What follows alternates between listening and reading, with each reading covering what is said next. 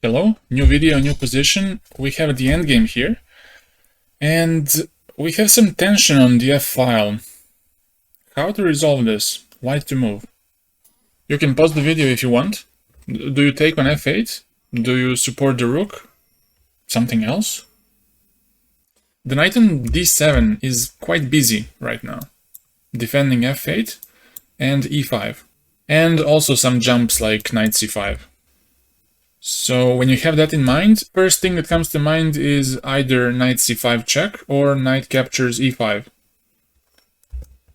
A move like rook f8 here doesn't bring much. After knight takes f8, if you start by rook f1, you can go rook f6. Black equalized quite comfortably here.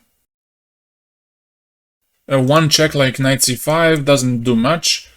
King e7 can be played and the knight can be expelled by b6, or it can be kept here, or maybe knight e6 to exchange knights, which is good for black because e4 is on the light square.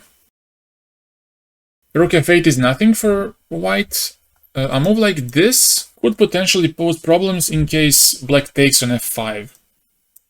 Because after rook takes f5, there are some ideas like bishop f1, improving the bishop to c4.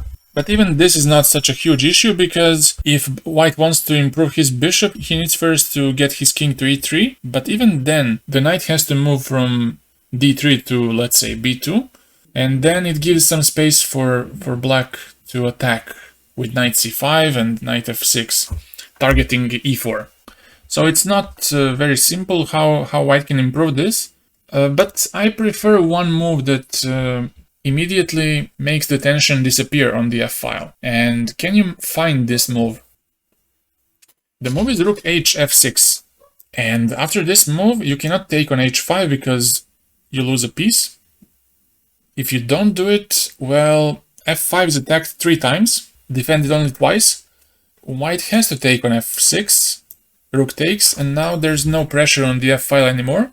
If white takes, knight f6, knight f2, and it's a very comfortable draw for black, I would say. Let's go for more tactical solutions, like knight c5 or knight takes e5. Let's go for knight e5. What can black do? If he takes on f5, we can take on f5, and if king takes, now there is knight c6. There was probably also knight d7, bishop d7, and bishop takes b7, having a pawn up, but I think this move is much better, knight c6. And on bc, pause the video and can you find the clearest way to win the game? The move is bishop e4. And now the point is to lure the king to e5 or e6 or f6, which allows white to take on c6. On king e5 you can take on c6, and on king d6 just exchange and enter this rook endgame, in which black's only hope is to have some counterplay with rook f6, rook f3, but even that's not enough. Let's say rook f6, you can take on a5, and black was not very quick in the game. After this, rook takes g3, rook takes h5, and white had 2 pawns up, and he eventually won. Because white's king can always hide from ideas like rook g1 and stuff like that. It can go to c5, and in case of g3, you can just push. On g2, you can go a4, and the rook, well, in case of this, you can go rook to g5, not a4. And now the rook is pretty much stuck, and you can start pushing the b pawn first, and then a pawn, and eventually h pawn. Knight e5, rook takes f5 didn't work out because of this bishop e4. What else? After knight e5, options are not very good for black. You can try king e7 to hope somehow to exchange pieces and to plant your knight on e5, but white has a nice solution here. Knight c6, and in case of rook takes, to just exchange rooks. On knight f8, go e5 and target b7. So in case of rook b6, there's a nice move a4, fixing the queen side and keeping this rook on b6 stuck, defending b7. Now also bishop d5 is a threat, followed by rook f1, so if black plays king e6, now can you find a really nice move to improve white's position? and also to make black's king worse. You can pause the video here. The move is bishop f1. And this backward move makes black's king much worse in the next few moves, because bishop is going to come to c4. It's going to also allow rook f1 and rook invasion on the f file. Once the king gets less active with, let's say, knight d7, you can go bishop c4. This one, we can go for e6 and rook e5 next. And after that, white's position is winning for sure. Because on knight f6, you can go rook e5 and target even a5. Also, ideas like rook g5 come to mind, and rook g7 invading on the 7th rank. Knight e5 seems like a very good move here, very good option for white. Let's see what's the difference between knight e5 and knight c5. In both, knight cannot react. Knight on d7 cannot move, so now black has two options, king d6 or king e7. What happens if king d6? If king d6, then the idea is to take on d7, and now rook is loose, so rook takes f5 is a must. We take it, and now bishop g2 is not good because of knight takes e5 and white's a pawn up. King d7 is not very good because you take on c6 and take on e5.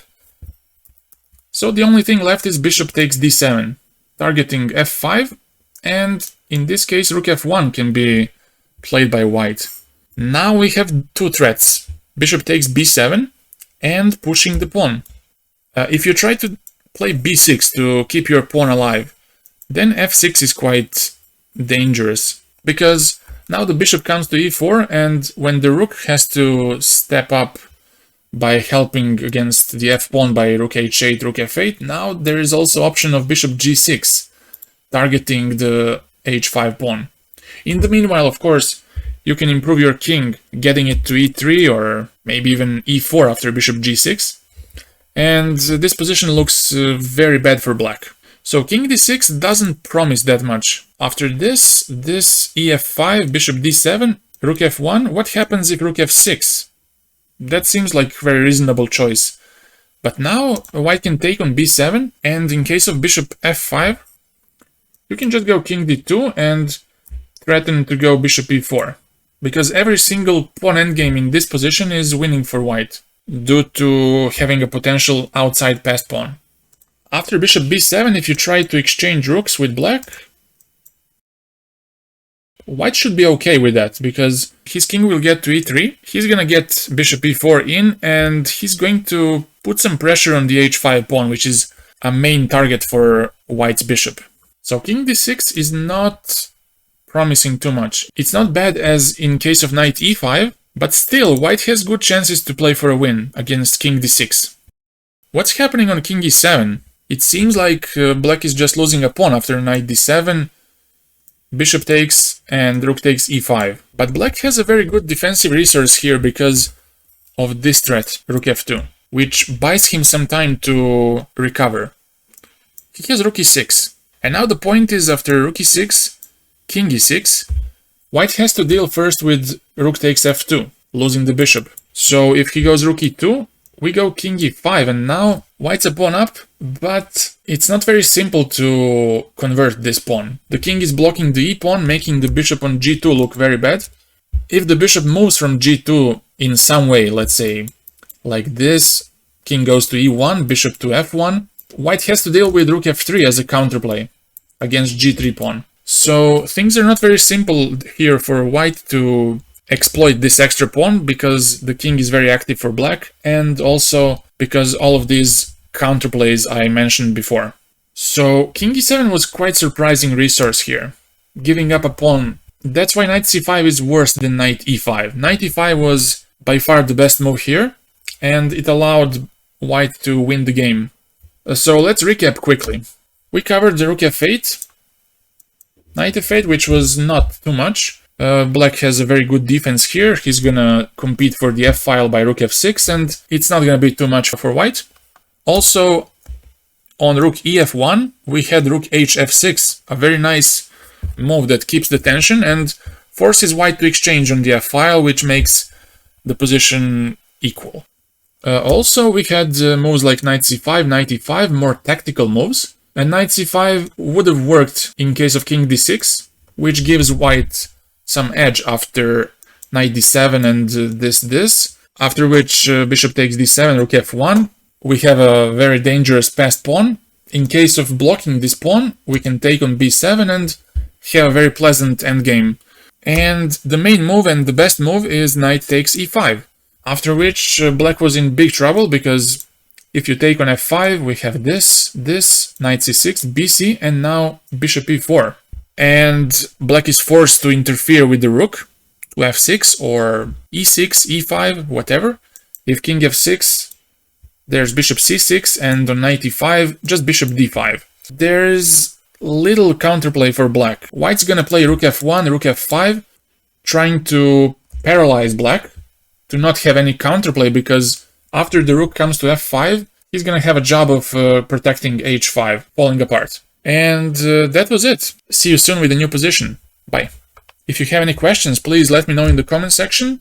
I'll see you very soon with a new video, new position, and that's it. Have a good day and see you soon.